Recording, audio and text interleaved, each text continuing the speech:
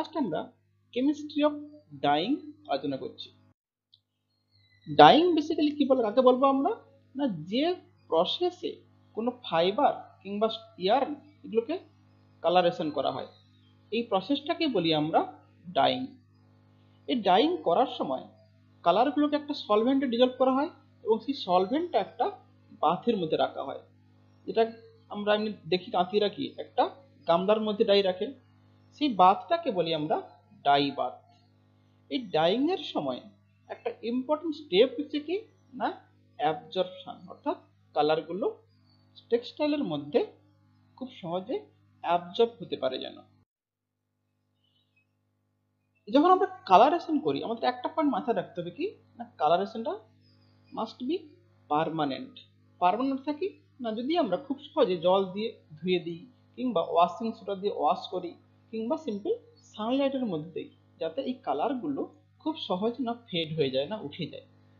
তাহলে এই কালারেশনটা করার সময় অবশ্যই আমাদের ভাবতে হবে এটাকে রিলেটিভলি পার্মানেন্ট হতে হবে। এই পার্মানেন্ট কালার হতে গেলে এই অ্যাবজর্পশনটা কিন্তু ইনভলভ হতে হবে। অ্যাবজর্পশন মানে কি না attachment of dye molecule to the fibre, ফাইবারের সাথে ডাইমলিকুলগুলো সহজে অ্যাটাচ হয়ে থেকে যাবে। এই অ্যাটাচমেন্ট হওয়ার জন্য মূলত 4 ধরনের ফোর্স রেসপন্সিবল। এই ফোর্সগুলো হচ্ছে, যেটা হচ্ছে আয়নিক ফোর্স, অর্থাৎ কি না cationic, anionic, attractive force, hydrogen bonding, van der Waals force এবং কোভ্যালেন্ট কেমিক্যাল লিঙ্কেজ, যেটা আমরা ওই রিঅ্যাকটিভ ডাইগুলোতে দেখেছিলাম যে সাবস্ট্রেটের সাথে ডাই মলিকুলার কেমিক্যাল বন্ডিং হয়ে গিয়ে তারা অ্যাটাচ হয়ে যাচ্ছে। আচ্ছা, এবার একটা টার্ম দেখবো আমরা যে এক্সোশন। এক্সোশনটা কিছুই না, এটা কি না যখন আমরা ডাই করি, কালারেশন করি, তখন কি করা হয় না কালারগুলোকে একটা সলভেন্টে ডিজলভ করে সেই সলভেন্টগুলোকে হিট করা হয়, heat supply to the dye bath. Heat করলে কি সুবিধা হয় না কালারগুলো খুব সহজে টেক্সটাইলের সাথে অ্যাটাচমেন্ট হয়ে যাবে, অর্থাৎ অ্যাবজর্পশন হয়ে যেতে পারবে, এবং কি না ফাইবারগুলো ফুলে ফেঁপে উঠবে। যার ফলে ফুলে ফেঁপে উঠলে কি হবে না এই ডাইমলিকুলগুলো খুব সহজে পেনিট্রেট করে টেক্সটাইলের মধ্যে ঢুকে যাবে। এই যে পুরো প্রসেসটা হিট করলাম, তারপরে অ্যাবজর্পশন হয়ে ঢুকে গেল কালারগুলো, পুরো প্রসেসটাকে টেকনিক্যালি কি বলা হয় এক্সোশন। এটা একটা ইন্ডাস্ট্রিয়াল টার্ম এক্সোশন। আচ্ছা, এই কালারেশন করার সময় যদি আমরা কোয়ালিটি কন্ট্রোল ভাবি, সেখানে কিন্তু এই লেভেলনেসটা খুব একটা ইম্পর্টেন্ট স্টেপ। লেভেলনেস কি বেসিক্যালি ইভেননেস অফ ডাইং, অর্থাৎ কি যে টেক্সটাইল ইউজ করছি আমরা তার প্রতিটি প্রান্তেই যেন ইউনিফর্মলি কালারেশন হয়। কোথাও যদি বেশি কালার হয়ে যায়, কোথাও কম কালার হয়ে যায়, দেখতে খারাপ লাগবে। তাহলে কি হবে না ইউনিফর্মিটি আনতে হবে কালারেশনের মধ্যে।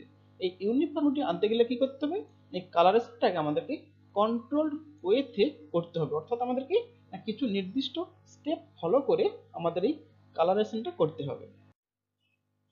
কোন কোন স্টেপ ফলো করলে সুবিধা হবে না ফার্স্ট হচ্ছে বাই এজিটেশন, অর্থাৎ কি যখন আমরা টেক্সটাইলগুলোকে ডাই বাথে ডোবাবো তখন ভালো করে সেগুলো নাড়াতে হবে, নাড়িয়ে চোবাতে হবে, যাতে প্রতিটা প্রান্তেই কিন্তু কালার লেগে থাকে। নেক্সট কি একটা রেস্ট্রেনিং এজেন্ট ইউজ করা হয়। রেস্ট্রেনিং এজেন্টটা কিভাবে কাজ করে না টেক্সটাইল যখন কালার অ্যাটাচমেন্ট হয় বা অ্যাবজর্পশন হয়, এই রেস্ট্রেনিং এজেন্ট কি করবে একটা রেস্ট্রিক্ট করবে, একটা নির্দিষ্ট পরিমাণ কালার অ্যাড হওয়ার পর অতিরিক্ত কালার আর ও অ্যাড করতে দেবে না।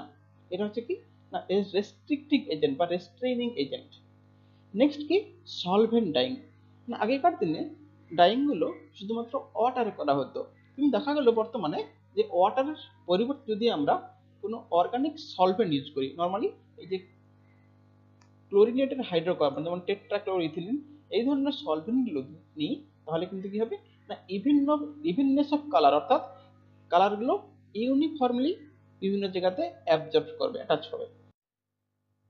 এই অর্গানিক সলভেন্টগুলোকে যদি আমরা ব্যবহার করি জলের পরিবর্তে, আর কি কি সুবিধা পাওয়া যেতে পারে না ফার্স্ট সুবিধা হচ্ছে কি না র্যাপিড ওয়েটিং অফ টেক্সটাইল, অর্থাৎ কি না জলের মধ্যে যখন আমরা টেক্সটাইল অ্যাড করি তখন খুব সহজে পুরোটা কিন্তু ভিজে যায় না, কিন্তু এই সলভেন্টের মধ্যে টেক্সটাইল অ্যাড করলে খুব সহজে কিন্তু পুরোটাই ভিজে যায়। ভিজে গেলেই তো সেখানে কালার লাগবে, একদম। তাহলে ফার্স্ট র্যাপিডলি ওয়েটিং। সেকেন্ড হচ্ছে কি লেস সয়েলিং, এগুলো খুব কম ফুলে ফেপে ওঠে। তার ফলে কম সলভেন্টে কাজ করতে পারবো। আর নেক্সট কি না, ইনক্রিজ স্পিড অফ ডাইং, অনেক ফাস্ট, অনেক কম সময়ে কিন্তু অনেক বেশি পরিমাণ টেক্সটাইলকে আমরা ডাইং করতে পারবো।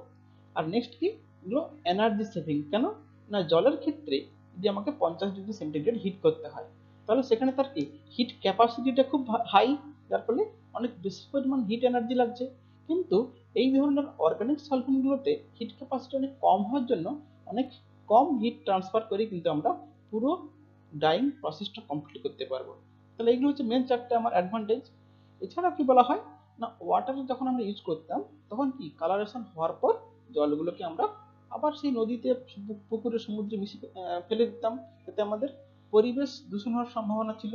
কিন্তু এই ধরনের সলভেন্টগুলোকে বারবার রিইউজ করে কিছুটা পলিউশনকে কমানোর চেষ্টা করা হয়। Thank you.